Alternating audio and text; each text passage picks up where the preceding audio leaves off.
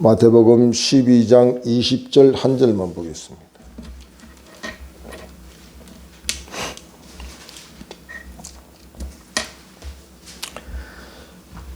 마태복음 12장 20절 제가 봉독에 올립니다. 상한 갈대를 꺾지 아니하며 꺼져가는 심지를 끄지 아니하기를 심판하여 이길 때까지 하리니. 아멘. 성범죄자의 조두순이라고 하는 사람이 출소를 했습니다. 이 사람의 주거지가 안산인데 안산 지역에 있는 많은 주민들은 공포에 떨고 불안하기 시작합니다.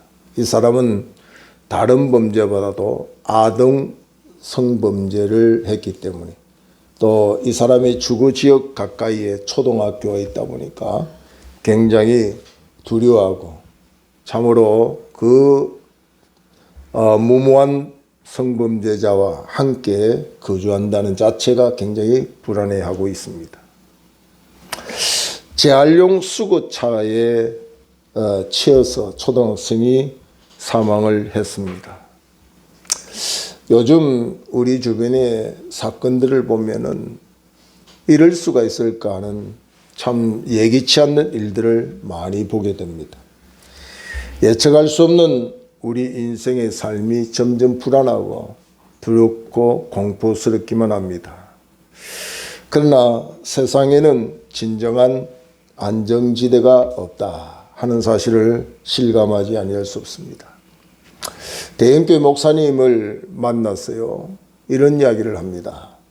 오전에는 상가에 가서 장례를 집례하고 거기에 모여있던 사람들이 또 오후에는 결혼식에 주례하는데 따라왔다는 거죠. 그 하루에 장례식과 결혼식을 같이 하는 일들이 허다해 있는 그런 목회의 여정을 이야기하고 있습니다.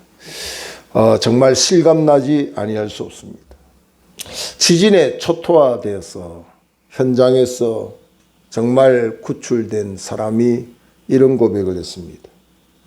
내가 배운 지식이나 내가 가지고 있는 재물이나 나를 알고 있는 많은 사람들은 하나도 생각나지 않았다.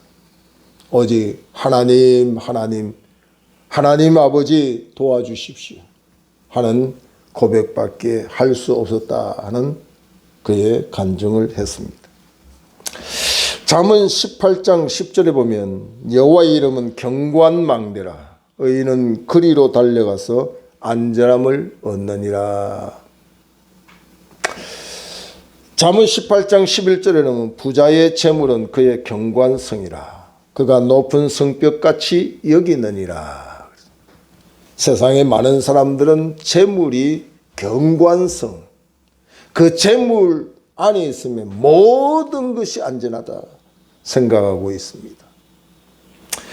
잠언 16장 1절에 9절 말씀을 저는 늘 되새기는데 사람이 마음으로 그 길을 계획할지라도 그 걸음을 인도하신 자는 여호와시니라. 사람이 계획하는 것 그까지는 사람의 영역입니다. 그러나 걸음의 결정권은 하나님이시다.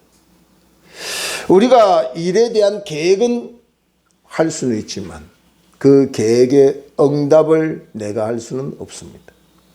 이렇게 똑똑히 삶의 영역이 구분되어 있어요. 하나님의 영역과 인간의 영역이 구분되어 있습니다. 그러므로 오늘 우리들이 안전지대라고 말할 수 있는 그곳은 재물도 세상의 인기도 명예도 권력도 아닙니다. 오직 여호와의 이름은 경고한망대라 의인은 그리로 달려가서 안전함을 얻느니라. 찬송가 370장에 보면 주 안에 있는 나에게 딴 근심 있으랴 십자가 밑에 나아가 내 짐을 내려놓고 벗었다고 하는 고백을 하는 것입니다. 다윗은 시편 16편 2절에 이런 고백을 합니다. 주 밖에는 나의 복이 없습니다. 주 밖에는 이 세상의 그 어떤 권력도 세상의 어떤 지식도 인기도 힘도 나의 복이라고 말할 수가 없는 때가 오는데 궁극적인 그 복은 주님이십니다. 그래서 다윗은 항상 내 삶의 앞자리에 하나님을 모시고 삽니다. 그랬더니 내 영혼도 평안하고 내 육체도 안전에 거하더이다 하는 신앙의 고백을 하는 것을 보습니다. 여러분, 세상에는 약한 것이 참 많습니다. 근데 알고 보면 우리 인간만큼 약한 것이 없습니다. 그래서 이사야 4장 6절 이하에 보면 우리 인간을 어떻게 표현하냐면 잠시 있다가 사라지는 안개요, 피었다가 지는 꽃이요, 시드는 꽃과 풀 같다고 소개를 합니다. 그래서 많은 사람들이 우리 인생을 한마디로 초론인생이다, 허무한 실존이다, 그런 표현을 많이 씁니다. 전도서 12장 1절 이하에 보면 영웅 호굴도 한때라는 사실을 실감하는 게 우리가 젊을 때는 못 느끼던 그 백발이 무성하고 또 주름살이 있고 허리가 굽어지고 치아가 성하지 못하고 눈도 건강하지 못하고, 이게 어떤 대상에게 특별한 일이 아니라 이 땅을 사는 모든 인간 곧 나에게 닥칠 일이라는 사실을 소개합니다. 그래서 오늘 우리 인생을 이야기하면서 그 인생 중에 가장 가까이 있는 나에 대해서 나는 하는 퀘션 마크를 제가 붙이고 제목을 정해서 말씀을 드리고자 합니다. 제가 잘 알고 있는 분 중에 치매에 걸려가지고 행동을 스스로 자제할 수가 없습니다. 병원에 있지만 너무나도 돌출 행동을 많이 하기 때문에 보호자의 허락을 받고 끈을 묶어야 지낼 수 있는 그가 되는 겁니다. 그 사람의 세상 배경은 엄청나게 화려한 사람, 대단한 사람, 당당하게 세상에 그 누구도 두려워하지 않고 무서워하지 아니하고 힘 있는 사람이었습니다. 그러나 그 사람이 치매에 걸려서 손에 묶여 그 줄에 묶여서 그의 삶이 그렇게 될 줄이야 누가 알았겠어요.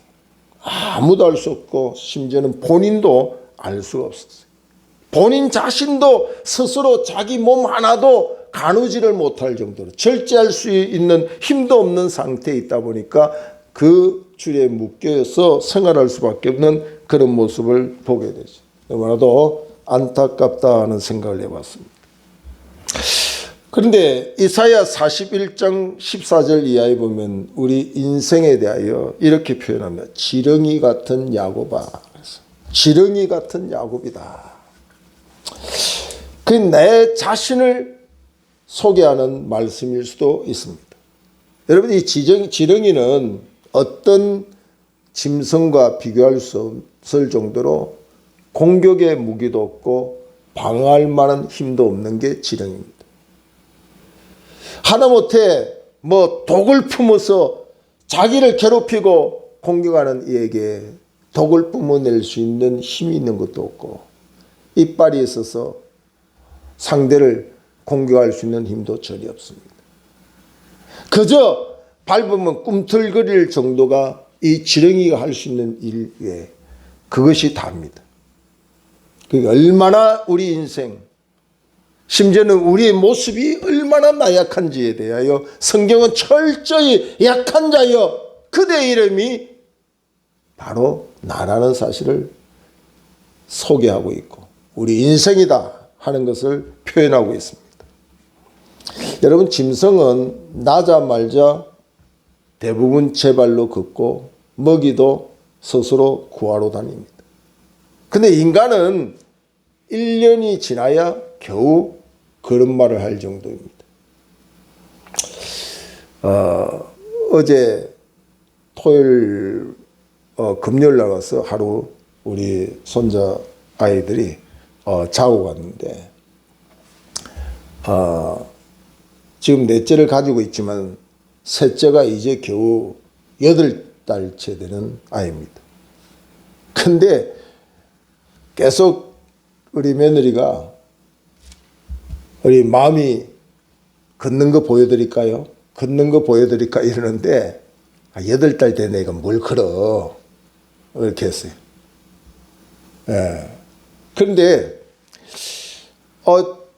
겨우 앉아 이렇게 붙들고 서고 한 발짝 떼다가 넘어지고 그래요. 그럼 뭐 한 발짝 뗄 때마다 한호성을 치는 거예요. 기적을 보듯이. 이 가까이 있는 부모, 우리는 막 박수를 기적이.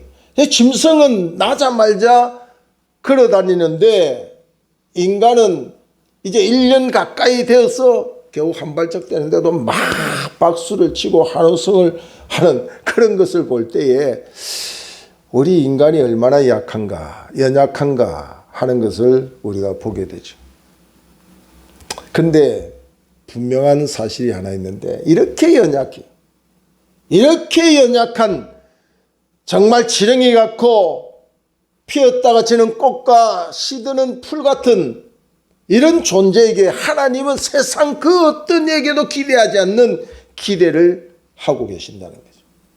저와 여러분, 우리에게 하나님이 세상 그 어떤 대상에게도 기대하지 않는 놀란 기대를 우리에게 하고 있는데 그게 뭐냐면 사명입니다. 사명. 근데 그 사명이 뭐냐면 베드로전서 4장 2절 이하에 보면 이제는 우리의 남은 때, 우리의 생존 기간이 점점 줄어가는 우리의 시대에 우리에게 할 수 있는 일을 육신의 정욕대로 살았던 것은 지난 것으로 좋게 여기고 이제는 주의 뜻이 무엇인지를 분별하며 살아라. 우리의 사명이 뭐냐면 주의 뜻을 분별하여 살아라. 육체의 정욕대로 사는 게 너의 사명이 아니라는 거예요. 육체의 정욕대로 사는 것은 지나간 것으로 좋게 여기고 지금부터 너희들이 살아야 될 그 사명이 뭐냐면 주의 뜻이 무엇인지를 분별하며 살아라. 요한일서 2장 15절 이하에 보면 이 세상이나 세상에 있는 것들을 사랑하지 말라. 누구든지 세상을 사랑하면 아버지의 사랑이 그 안에 있지 아니하니 이는 세상에 있는 모든 것이 육신의 정욕과 안목의 정욕과 이성의 자랑이니 다 아버지께로부터 온 것이 아니요 세상으로부터 온 것이라. 이 세상도 그 정욕도 지나가되 오직 하나님의 뜻을 행하는 자는 영원히 거하느니라.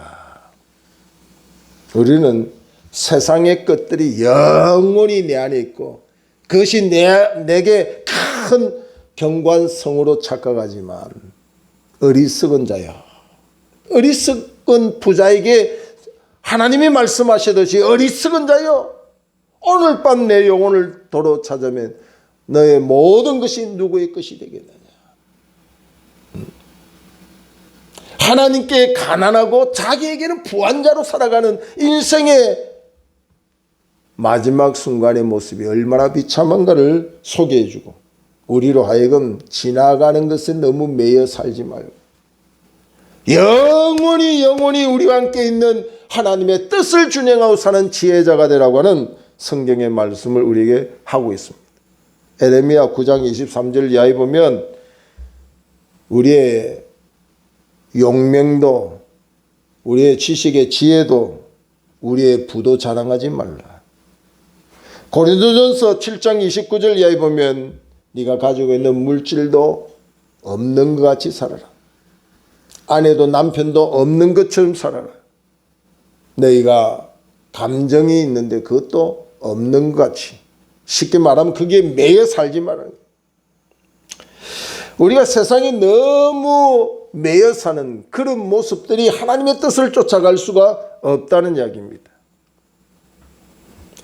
이사야 40장 8절에 보면 푸른 마르고 꽃은 시드나 우리 하나님의 말씀은 영원히 서리라. 여러분, 하나님의 말씀을 따라 사는 그 삶의 결과만이 영원하지, 하나님의 말씀을 돌려 거부하고 우리가 내 정욕대로 사는 인생의 그 마감이 얼마나 비참한지 시편 107편 10절 11절에 보면 사람이 흑암과 사망의 그늘에 앉으며 공고와 쇠사슬에 매임은 하나님의 말씀을 거역하며 지존자의 뜻을 멸시함이라. 왜 우리가 흑암과 사망의 그늘에 앉아 있습니까? 왜 우리가 공고와 쇠사슬에 매입니까? 하나님의 말씀을 거역하고 지존자의 뜻을 멸시함이라. 그렇게 말씀을 하고 있습니다. 고린도후서 4장 16절 이하에 보면 보이는 것은 잠깐이요 보이지 않는 것이 영원하다 그랬어요. 근데 인생이 타락하고 하나님의 진노가 임할 때 인간의 모습이 뭐냐면 다 이 보이지 않는 것, 더 중요한 영원한 것에 시선을 두지 아니하고 보이는 것이 단 줄 알아요. 보이는 것이 단 줄. 우리가 화분에 있는 나무 하나도 보이는 잎사귀 열매가 다가 아니에요. 진짜는 뭐냐면 뿌리입니다. 뿌리. 보이는 것은 다 언제 떨어지고 언제 꺾일지 모르는 것입니다. 가장 중요한 것은 본질인 뿌리인데 사람들은 보이지 않는 뿌리에 대한 관심이 없어요. 보이는 것이 다로 여긴다. 그것이 타락의 시작입니다. 창세기 6장 1절에 보면 하나님의 아들들이 사람의 딸들의 아름다움을 보고 자기가 좋아하는 대로 아내를 삼았다 그랬거든요. 그러니까 자기가 좋아하는 것을 자기들이 보고 자기들이 좋아하는 것을 하나님의 뜻과는 전혀 상관없이 그렇게 선택을 하고 살아가는 인생의 결과가 홍수의 심판을 맞이하는 직전 그 최고의 제약이 하늘에 사무칠 때에 나타나는 현상이었습니다. 사사기 때 보면 사사기 21장 25절에 보면 철저히 하나님께 범죄한 그때의 모습을 이렇게 소개합니다. 그때 이스라엘에 왕이 없으므로 사람이 각기 자기의 소견에 옳은 대로 행하였느니라.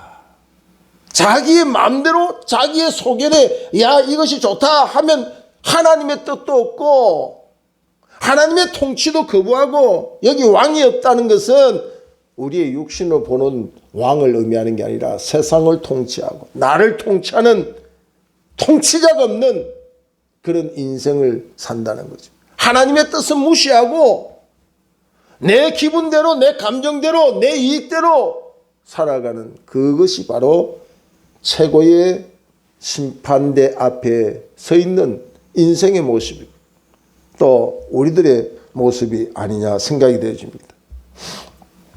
오늘 본문에는 인간을 어떻게 표현했느냐. 그 인간은 바로 나라는 사실을 생각을 해야 됩니다.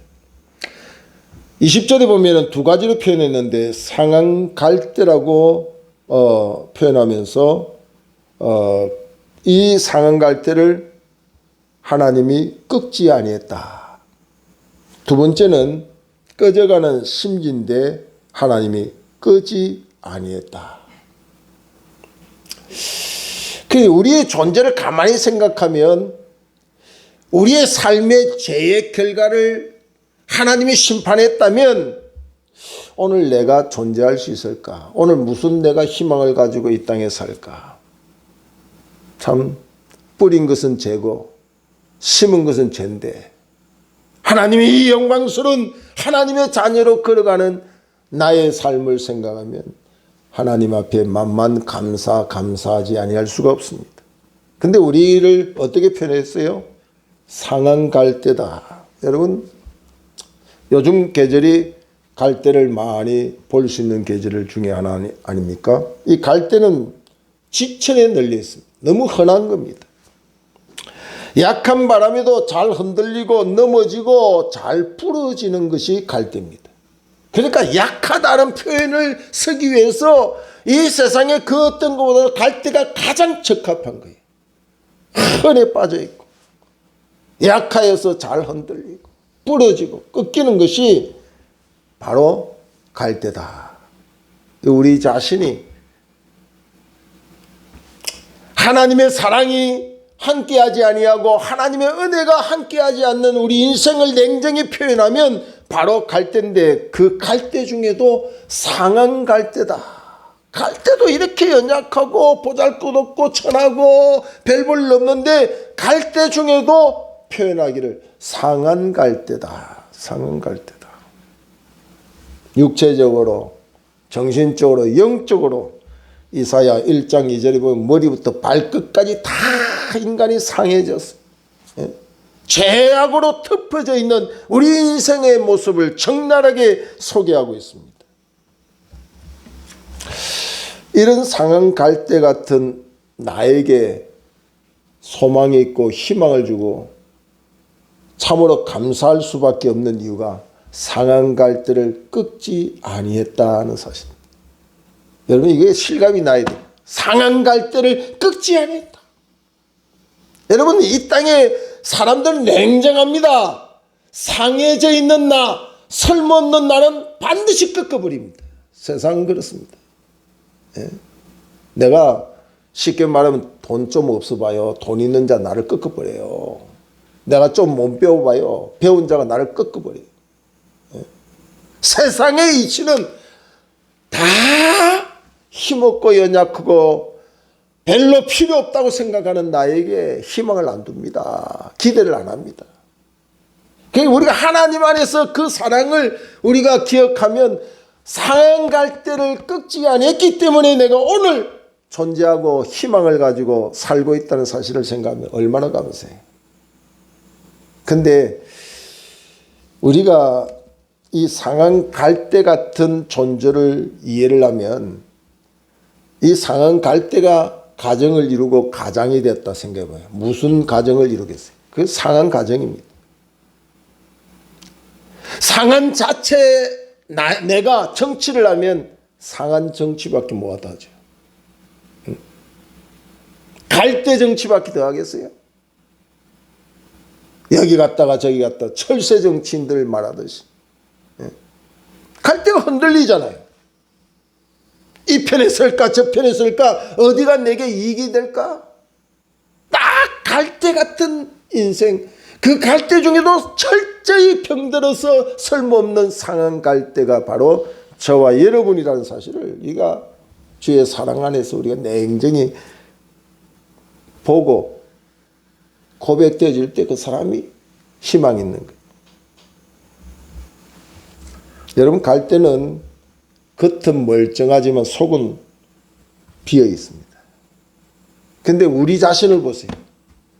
아무리 양복을 입고 멋지게 화장을 하고 아름답게 꾸며도 어찌 보면 이 갈대처럼 겉은 멀쩡하고 속은 비어 있는, 때로는 허세 부리고 허풍을 하고 뭔가 아는 채 채병에 걸려 있는 그런 모습. 내 설교 준비하다 보면 이건 나다. 예? 이게 뭐 누구 보고 이야기할 게 아니라 바로 나네. 허세 부리고 허풍하고 뭐가 아는 채 있는 채 배운 채 하며 채병에 걸려가지고 정신 못 차리는 그 모습이 바로 갈대 중에도 상한 갈대, 그건 나이구나. 속이 텅 비어 있으니 자존감은 바닥을 치고 나를 조금만 건드리면 열등감에 분노하고 자존심 열등감으로 가득 차서 피어시게 분노하는 모습이 오늘 나의 모습이 아닌가. 여러분, 그 폭군의 대명사로 불리는 네로 황제가 참 대단한 사람같이 여겨지잖아요. 그 사람의 말 한마디, 몸짓 하나가 인간의 생사가 정해져 있는 것처럼 두려움의 대상, 공포의 대상입니다. 근데 이 네로 황제의 그렇게 폭군적인 행위가 어디서 나오냐면 철저한 열등감, 자기 열등감 속에서, 우울증. 여러분, 사람이 외적으로 아주 강한 행동을 하는 사람은 내면이 가장 약한 자라는 사실을 스스로 드러내는 거예요. 예? 여러분, 밖으로는 대단하게 보여서 아주 그냥 강한 사람처럼 보이지만 자세히 들여다보면 그것이 바로 나는 너무너무 연약하다 하는 표현입니다. 너무너무 연약하다. 막 여러분 강아지 보면 막 짖죠. 그 뭐 대단하기 때문에 짖는 게 아니에요. 불안해서 짖는 게 불안해서.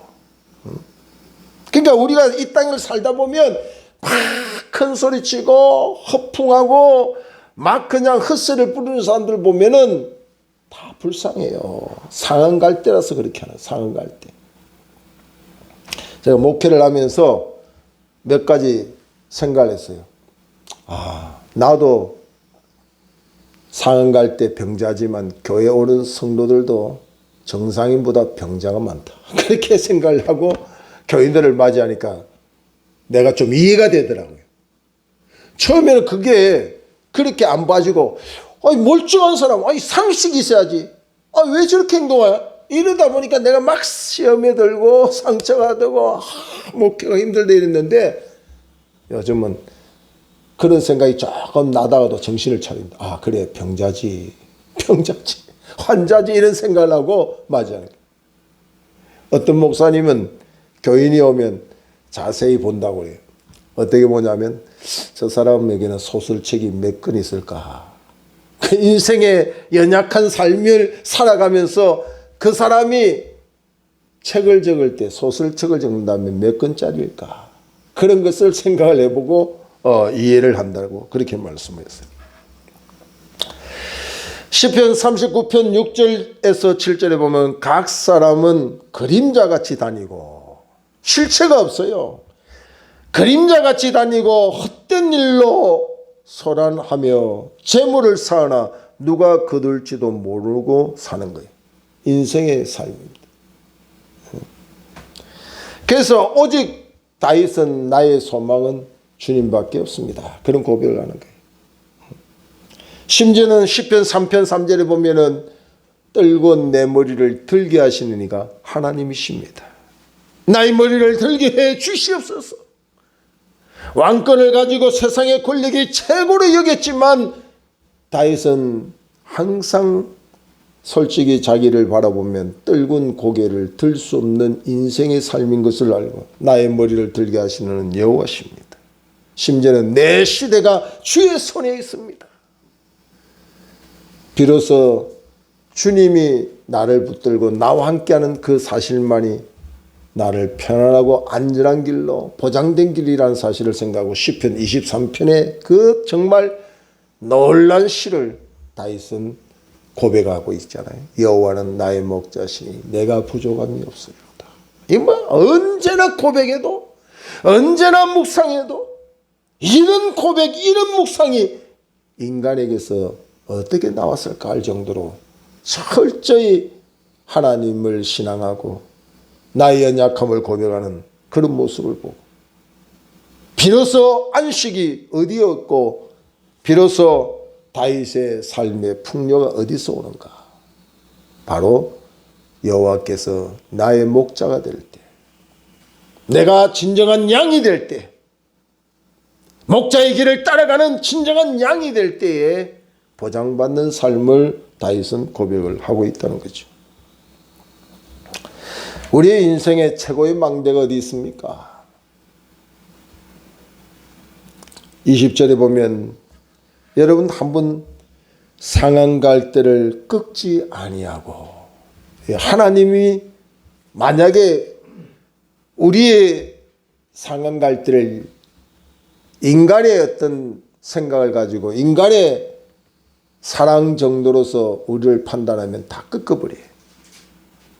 제가 잘 알고 있는 복음성가 가수 중에 다리를 절고 여러분도 누구라면 알 수 있는 분입니다. 세상에서 방황할 때 나 주를 몰랐냐는 복음성을 불렀던 전용대 목사. 이분은 예전에 무명 가수입니다. 쩔뚝거리면서 할 수 있는 일이 자기가 잘하는 노래이기 때문에 야간 무대 같은데 술집 같은데 가서 노래를 부릅니다. 노래를 부르면 술 먹다가 보면 정신이 나가잖아요. 그러니까 막 술 먹다가 자기 기분에 마음에 안 들면은 안주를 막 던지면 이 병신 같은 게 노래한다고 재수 없다고, 예? 물러가라고 막 소리를 지르고 심지어는 그 아픈 다리까지도 짓밟아버리는 그런 사람들을 만난 간증을 하는 걸 제가 들었어요. 여러분, 우리가 이 땅을 살다 보면은 세상은 내 상황 갈 때 이미 꺾여져서 기능이 발휘되지 못한 내게 희망을 안 둡니다. 기대를 안 합니다. 오히려 천시천대하고 짓밟아 버립니다. 그러나 하나님은 꺾지 아니하시고 친히 당신의 본체 아들 예수님을 우리를 위하여 십자가에 죽으시기까지 사랑하시고, 요한복음 13장 1절에 보면은 자기 사람들을 끝까지 사랑하시는, 죽기까지 사랑하시는 하나님의 사랑을 우리에게 소개하고, 이사야 43장 1절 이하에 보면 너는 내 것이라고 책임져 주시는 말씀을 하시고, 네가 물 가운데 지나갈지라도 그 물이 너를 침몰치 못하게 할 것이며 네가 불 가운데 지나갈지라도 그 불이 너를 태우지 못하게 하리라. 철저한 하나님의 보장을 하고 계시고 있다는 사실.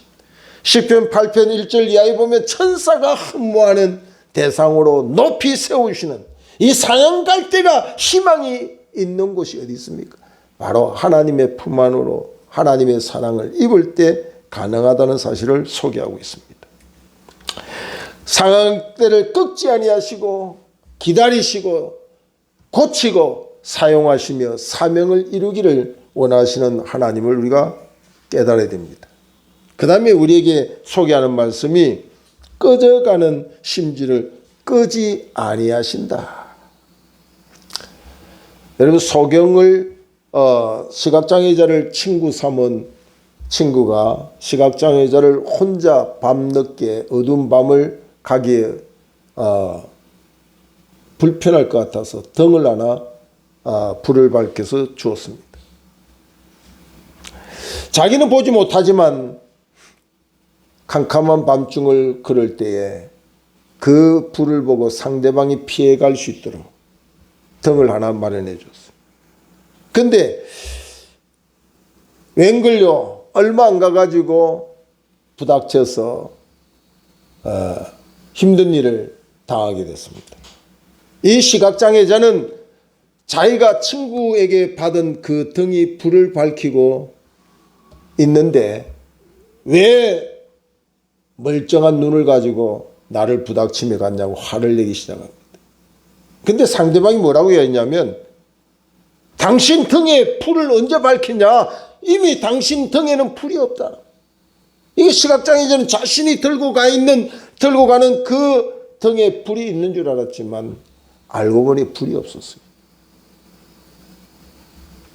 여러분, 꺼져가는 심지, 기름이 다 소모되어서 연기만 나고 심지어는 캐캐 맡을 수 없는 악취만 나는 게 꺼져가는 심지의 모습입니다.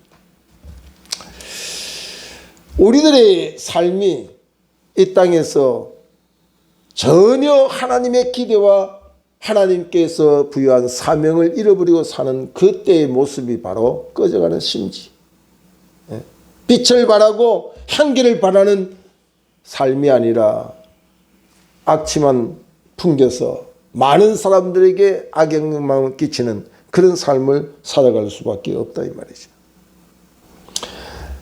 세상은 이런 나를 기대하지 않고 멸시하고 천대하여 꺾어버리고 또 꺼버리는 그런 상대인데, 이사야 30장 18절은 이렇게 말씀합니다. 그러나 여호와께서는 기다리시나니 이는 너희에게 은혜를 베푸려 하심이요 일어나시리니 이는 너희를 긍휼히 여기려 하심이라. 대저 여호와는 정의의 하나님이시라. 그를 기다리는 자마다 복이 있도다. 참, 여호와께서 나를 기다린다. 뭐 돈이 있는 부자라서 기다리는 것도 아니에요. 많이 배운 지식인이라 기다리는 것도 아니에요. 여호와께서 나를 기다리는데 왜 기다리느냐? 은혜를 베풀려 하십니다. 벌떡벌떡 일어나셔서 나를 맞이하는데 왜 일어나시느냐? 불쌍히 여겨주시기에 긍휼을 베풀기 위하여서. 저와 여러분이 11월 달에는 이 놀란 하나님의 은혜를 체험하고